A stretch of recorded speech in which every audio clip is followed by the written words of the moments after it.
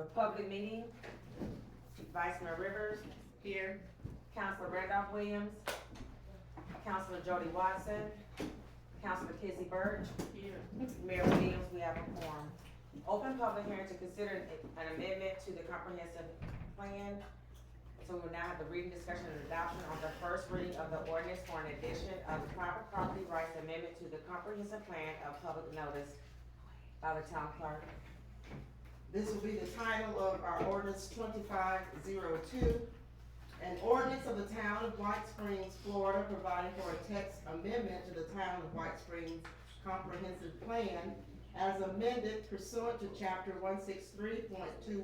163.23177, parenthesis 6, parenthesis I, number 1, Florida statutes 2021, to adopt a private property rights element to be included into the town of White Springs, Florida comprehensive plan under the amendment procedures established in sections as referenced above through the other reference at 3215, Florida statutes as amended, providing severability, repealing all ordinance in conflict, and providing for an effective date. And as we move forward, we're going to allow the representatives from EDA Consulting of Gainesville, Florida. They will come and present the review of these amendments and as well as the ordinances that are referenced here.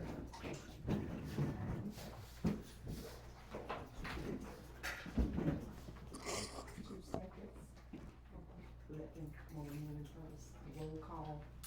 I'd like to amend the roll call to add Councilman Randolph Williams and Councilwoman Jody Watson. You may proceed. Hey, thank you. Good evening. It's nice to see y'all. I'm Clay Swegger. I'm one of your planning consultants here for the town. It's been a few months since I've been here, so it's really nice to be back. And thanks for holding this meeting and letting us present these items to you. Going back to late summer, early fall, when y'all brought us on board, there were some issues with the town's comprehensive plan as far as being in compliance with some of the technical requirements of the state of Florida. And so part of our task was to try to address those issues and bring forward some documents for your approval that will be provided to the state and place your town back in compliance with state statutes and the Florida Planning Agency. So we've got two of those items for you tonight. The first, as town clerk mentioned, is an amendment to your comprehensive plan. This is I would define it as somewhat of a housekeeping item in that it is called the private property rights element. And back in 2021, the state legislature passed a law that requires local governments to adopt and include a property rights element in your comprehensive plan. And so that just hasn't been done yet in the town of White Springs. There is some pretty standard language that the state recommends. It's in the state law. Some communities have really gone and expanded a lot on the language, but what we brought to you tonight is essentially a mere reflection of what the state statutes call for. And so by voting to approve this ordinance on first reading, we can send this to the state of Florida for their review for up to 45 days, and it would come back to you for a final vote and ordinance approval.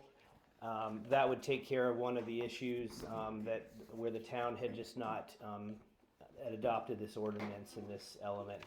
So the language is, I do believe you have it. It's fairly straightforward. Refer to it myself. So in the ordinance you have Exhibit A. Essentially, it indicates that there'll be a private property rights element in the town of White Springs, and that the goal is to acknowledge and protect private property rights and consider them in local decision making. You got room? Yeah, I'm good. Okay. I'm good. And then there's some language that says that the following rights shall be considered by decision makers in the town when you're considering land use and zoning matters. If you're looking to change someone's property zoning, you need to look at the following issues. And it basically says that you should consider the right of the property owner to physically possess and control their interest in the property. That their private property owners are allowed to maintain, develop, and improve their property for personal use. Private property owners have privacy to exclude others from property to protect their possessions of property, and that the property owners can dispose of his or her property through a sale or gift. So it's very broad language. Essentially, the state has asked that all local governments have language like this that acknowledges that everyone has private property rights. And that's really the extent of that ordinance. It would be a new section of your comprehensive plan. It's just about 1 page. And so the language, as I mentioned, is that Exhibit A. So with that, I'll be happy to answer any questions on that. Again, this would be your first vote to send it up to the state, and I wouldn't anticipate that have any comments whatsoever because we're essentially taking their language and adopting it here locally. And I know we have another item, but I think that's the second item on the agenda, so I won't go into that right now. Madam Clerk, is that? Yes. Okay. Do you all have any questions for me tonight? No, plain language, so Yeah. we're good with I hate to call things housekeeping, but this one is pretty close to that. it. Nothing's housekeeping anymore, but. Great. Well, thank you. It's been a pleasure working with you all to get this put together, and this is one of the big pieces that the town needed to address to get back into compliance with the state and their comp plan. So, Yeah, thank you. thank you, sir. Thanks, yes, ma'am.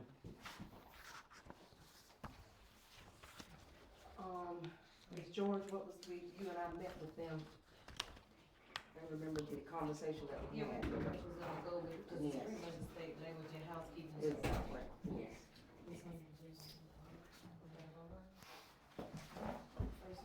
So we'll move to the next item, Madam Mayor. We're going to consideration. So now we have a consideration of the transmittal of the evaluation. Excuse me. Consideration of the transmittal of the evaluation and appraisal report of the comprehensive plan of Florida Commerce. Yes, ma'am, Madam, Mayor, you can go ahead and ask for the motion and then the second, and then EDA, if there are any other questions that you all have, EDA will, answer those questions, and at the end, the town council will review and say and vote, and then the same thing with the ordinance that I read the title of earlier. Yes, may I please have a motion to accept the ordinance number 2502, I believe. 2025-02. Alligator Rivers make a motion that we approve ordinance number 2025-02.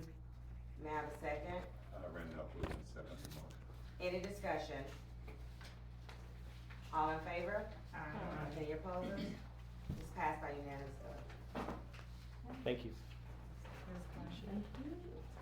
And I will get the council to go ahead and sign, Mayor, we need your signature, of course, and we'll go from there.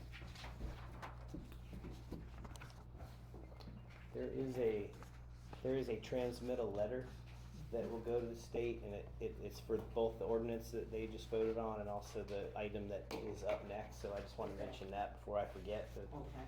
if I think it's the town manager would sign that if the next item is approved as well. Okay.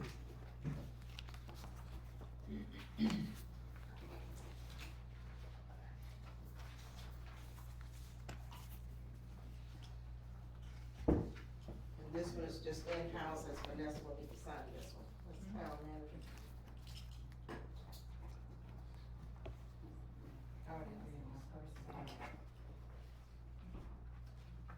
For the record as well, all this information will be on our website. And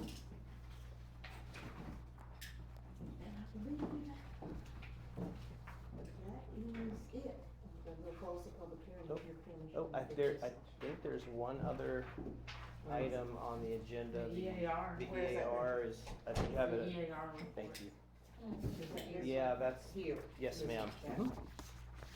Yes, we'd like to take a couple minutes and present this to you as well. I'd like to reintroduce you. I think some of y'all have had a chance to meet Mr. Lowell Garrett, who's my colleague over at EDA. He's been a land planner in the state for decades and worked the Regional Planning Council and is just a really great resource. And he was the principal author of this document that you have, the Evaluation and Appraisal Report. Essentially, that is a state requirement that an EAR report has to be provided to the state every 7 years, just to sort of update your town, demographics and other issues, identify issues that the town may have that they need to address from a kind of a land planning standpoint. So before I present the whole thing on accident, I'd like Lowell to come up and speak to you for a few minutes. Thank you. Thank you. Thanks, Clay. For the record, my name is Lowell Garrett. I'm with EDA, and what I'd like to do is, this is the second requirement that will put the town in compliance. Okay, so what you're really looking at here is as Clay mentioned, every 7 years there is a review, basically, of the comprehensive plan. And you're really looking at how the comprehensive plan is working. The state said you have to update your population estimates through 2045, which is way out there right now. But the bottom line is it tells you a little bit about the history. And when you look at the population, you can see that you're pretty much in a steady state as far as population goes, and have been. So that issue will meet the state requirements for the update. Really, when we looked at it, you did an EAR report in 2014. We looked at that report, and basically a lot of the things that you're talking about now, you talked about then. Obviously, this is an ongoing situation. So you're looking at an agriculture farming community, a tourist community with a state park, of course, and low-density residential community. You've got a lot of beautiful homes, so that's something that you definitely want to maintain the historical nature of. And then you had about seven or eight items that were dealing with issues that you needed to address, and that's what this document basically focuses on. So you're talking about more resources for city government to provide code enforcement.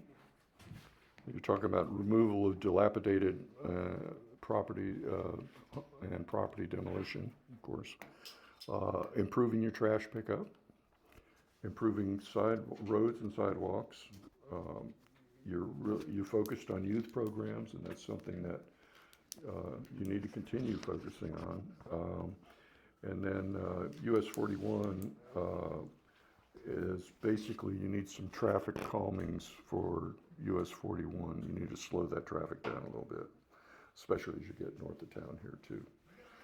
So, and then the last item I think was on here was talking about animal control, better street signage, and tree maintenance. I think you've been doing that along, so that's a continuation. So those were the issues that were addressed, and then the rest of the report really looks at kind of a trends analysis of where the town is, where it's going. And you have several what we call major issues, or what the law recalls major issues, and these are the things that really need to be addressed in the comprehensive plan. The first issue is a lack of resources for planning and intergovernmental programs. And that's something we probably are going to need later addressing and updating the comprehensive plan. You're developing your expertise in local planning. Planning is not just something you put on the shelf. Planning is something, it's a living process. It'll help you budget.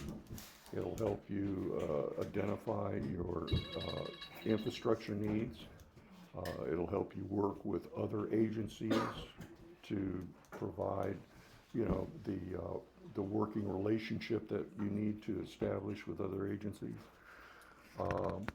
You need to establish a strategic planning program, and that is quite a simple thing to do. It sounds like a big deal. But you have what you call a capital improvements element in your comprehensive plan, which you're supposed to look at yearly. And that only deals with the needs that are addressed in the plan itself. It doesn't address everything. So your strategic planning program will address everything.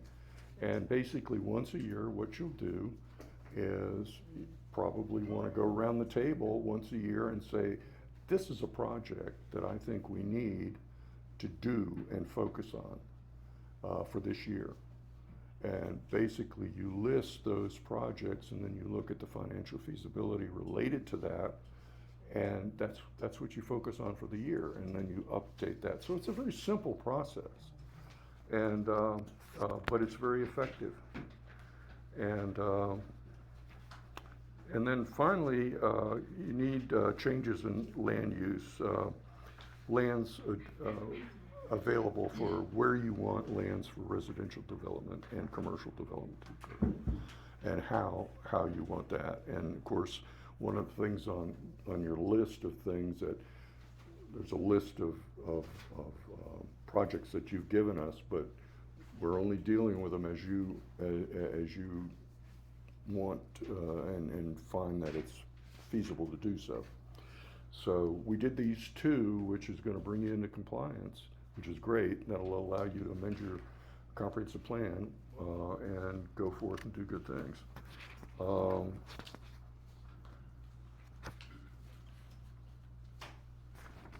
So I think that pretty much, I mean, we did the private property rights element, which was addressed in here because it's a requirement. And then we talked about a little bit about economic development, and along with the strategic plan, an economic development plan is always helpful. Now, an economic development plan is a broader plan than a strategic plan is. And a lot of times what you can do is mesh the two together, and it works well, because what the economic development plan is, it stresses your strengths, your weaknesses, and other problems that you may be running into. And it really allows you to look at, you know, this is what we're good at, and this is what we need to get good at, and go from there. So, and that's something that's on your list when you can get to it. And then there's other issues on here, recreation issues, which is an ongoing thing, and dealing with not only the state park, but you've got a number of city parks too, or town parks that are, you know, nice locations, nice parks, you know, how you maximize that. And then your infrastructure. And, you know, infrastructure is one of those things that just about the time you get it the way you want it, you got to turn right around and start it again. So, you know, that's just something you can look at, and that's where your strategic planning, and that's where your capital improvements comes in on an annual basis. So you can prioritize these things over a period and define where your funding sources are going to come from. And quite frankly, a lot of the funding sources are just basically lobbying agencies, you know, and so, you know, you may not get it the first year, the second year, but if you really keep at it, you'll prevail. So, are there any questions regarding the EAR? Now tonight, what you'd be doing is just transmitting it. So there's no formal document that you're going to be adopting tonight. We'll just be sending it to the state. Excuse me, this is the first time that the town's ever sent anything to Florida Commerce, which is the new agency, the new planning agency. It used to be DEO, and then before that it was DCA. So it just gets kicked down the road. So we don't know what their comments are going to be, but we expect we'll get some comments back, and then we'll address those and get it adopted. Does that, any questions? I'm sorry, excuse me. Play tomorrow about something on here that we left off, so I'm speaking to you all tomorrow about that. Okay, About the water grant. okay, that's good, thank you. Okay, well, thank you very much, appreciate it. Do we have any public comments at this time? If so, we'll have 2 minutes for the public to speak. please come to the microphone, come to the podium, state your name. Hold on, let's do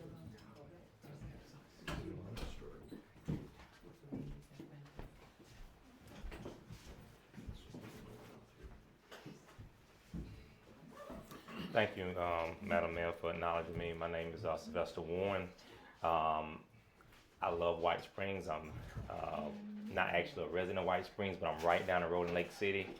I envy this council. I envy the work that you all do, because in Lake City, how I wish that it was a council that was so in love with their citizens that they do the things that you all have done. I am very aware that y'all have filed for a CDBG grant to bring in new housing and restore housing. I have fought for 3, if not 4 years with the city of Lake City and have not been able to get that done because they have a CDBG grant held up because they have not used the previous one. So it prevents us from being able to get further CDBG grants. So that being said, I also have heard about the Historical Preservation Committee that y'all are putting forth, all these great things about the FERDAP grant that y'all are applying for to try to make y'all recreation and y'all parks better, splash pads, things that cities that are 50 times bigger than you all don't even consider when it comes down to their residents and their citizens. So I just want to say thank you all. Y'all are a beacon of light. I wish that it was some way that y'all can get highlighted and that Florida can really see what a real council looks like that care about their citizens in town. Thank you. Thank you for the acknowledgements, thank you. Any other citizens would like to make any comments before we close the public hearing? Please come up, Mr. Gansey, state your name. Hi, Robert Gamsby. Do you need my address? No. Just a quick question. Is looking at reviewing and updating the LDRs anywhere on the roadmap? It's a question for Mr. Clay.